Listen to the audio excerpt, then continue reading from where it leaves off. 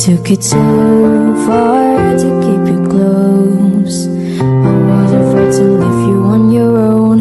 Masalah jenayah merupakan masalah sosial yang menunjukkan peningkatan di kebanyakan bandar di dunia.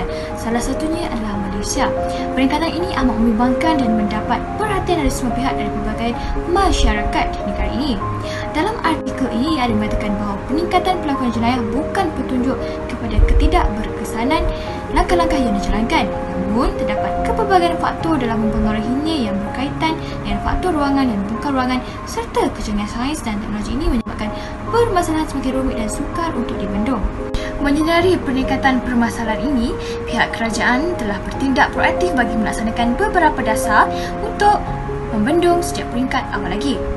Seterusnya, memenuhi hasrat masyarakat yang mahu hidup secara aman, bebas dan sejahtera daripada sebarang permasalahan tentang perlakuan jenayah. Oleh itu, artikel ini ada membuat kertas kerja yang menelitikan beberapa dasar atau pendekatan yang dilakukan oleh kepimpinan negara untuk membendung masalah perlakuan jenayah dalam era kepimpinan yang berbeza.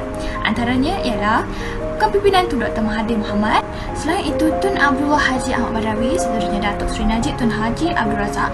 Kepimpinan ini dalam era yang berbeza, tetapi mereka mempunyai matlamat yang sama, iaitu meletakkan negara di persada dunia sehingga berjaya meletakkan negara kita sebagai negara yang selamat di dunia.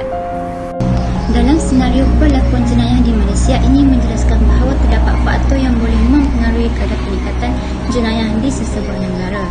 Dalam kajian ini menunjukkan bahawa pemodalaran merupakan faktor peningkatan jenayah.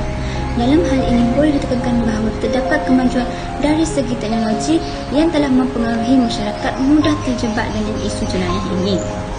Mengikut arus kemudahan yang ada di Malaysia ini telah memudahkan seseorang melakukan hal yang buruk, berunsurkan jenayah.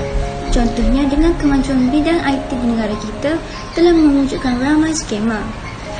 Faktor pembandaran atau kemajuan IT yang menyebabkan kadar jenayah meningkat bukan sahaja di negara kita, akan tetapi negara luar juga turut berlaku perkara yang sama.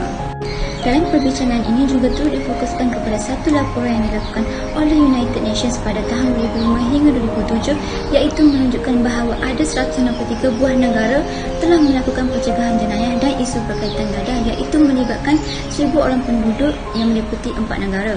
4 negara tersebut hanya 6 orang jenayah yang berasal daripada negara Malaysia, yang selebihnya berasal daripada negara Thailand, Hong Kong dan New Zealand. Dalam kajian ini juga boleh digariskan berkaitan dengan dasar yang diperkenalkan dalam negara juga boleh menyebabkan berlakunya peningkatan kadar jenayah. Oleh itu, beberapa pihak perlulah memperkenalkan dasar yang boleh mencegah kadar peningkatan jenayah di negara Malaysia. Dalam penelitian yang dilakukan ke atas kadar jenayah bagi tempoh 1970 hingga 2008 telah menunjukkan kadar jenayah di Malaysia meningkat. Antara peningkatan jenayah ialah terdiri daripada jenayah harta benda dan kekerasan. Dalam perkara ini, PDRM telah menjelaskan bahawa jenayah yang selalu berkaitan dan boleh menyebabkan kadar jenayah meningkat adalah disebabkan berlaku jenayah jalanan seperti jenayah curi motosikal, iaitu mencatat sebanyak RM180.9 juta dan jenayah curi kereta pula mencatat sebanyak RM444.9 juta. Berdasarkan laporan yang dilakukan oleh United Nations International Crime Justice Institute memfokuskan bahawa keganasan yang berlaku di dalam negara adalah kebanyakan jenayah keganasan, iaitu sebanyak 25% hingga 30% sahaja, dan selebihnya jenayah harta benda. Menunjukkan kejayaan jenayah di Malaysia. Tujuan kerajaan dan kepimpinan Malaysia dalam mengurangkan permasalahan jenayah melalui pengenalan pelbagai dasar dan langkah dari tingkat awal lagi membolehkan negara Malaysia mendapat pengiktirafan daripada pelbagai badan antarabangsa atau usaha murni negara. Selain itu, menurut kajian yang dilakukan oleh International Criminal Police Organisation Interpol, mendapati Malaysia mencatat kejayaan yang tinggi dalam menyelesaikan kes jenayah, iaitu antara 30 hingga 35% pada tahun 2004, manakala 48% pada tahun 2005 dan 50% pada tahun 2006. Berbanding ketepatan Interpol, iaitu sebanyak 19 atau 20%. United Nations melaporkan Malaysia merupakan antara negara yang terselamat daripada 163 negara kajian pencegahan jenayah dan dadah pada tahun 2005 hingga tahun 2007. Malaysia merupakan negara paling selamat dalam kelompok 19 negara berpendapatan sederhana tinggi, iaitu selamat berbanding Amerika dan Britain, menurut laporan Projek Keadilan Dunia. Malaysia buat julang kalinya meraih gelaran negara paling selamat dan paling aman pada peringkat global daripada 153 negara menurut Indeks Keamanan Global atau Global Peace Index 2011 yang dikeluarkan oleh Institute Economy for Peace, sebuah institusi ekonomi yang berpusat di Sydney bagi mengukur keamanan antara negara dan wilayah dunia. Dalam hal itu juga, Malaysia berada pada ranking ke-19 paling selamat dan aman pada tahun 2011 berbanding ranking ke-22 pada tahun 2010 di dunia. Selain itu, menurut laporan Forum Daya Sains Ekonomi Global atau World Economic Forum WEF 2011 meletakkan Malaysia pada ranking ke-63 berbanding ke-93 pada tahun 2010 dan 2011 dalam aspek keselamatan dan keamanan. Hal ini kerana Malaysia merupakan negara pertama paling selamat dan aman di rantau Asia Tenggara dan keempat paling selamat di rantau Asia selepas New Zealand, Jepun dan Australia.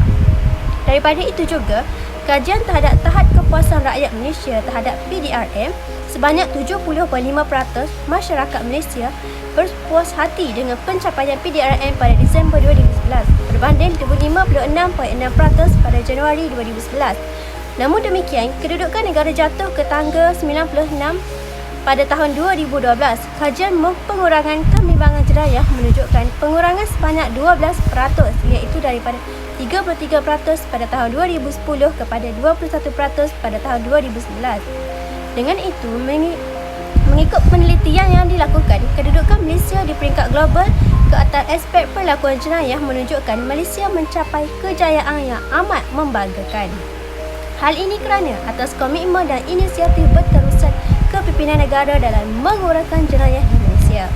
Oleh itu, bahagian yang seterusnya haruslah mengetengahkan dasar atau pendekatan Malaysia dalam mengurangkan perlakuan jenayah ini. Sejak pemerintahan mantan Perdana Menteri keempat iaitu Tun Dr. Mahathir Mohamad, pihak kerajaan telah berusaha untuk mengurangkan masalah jenayah ini.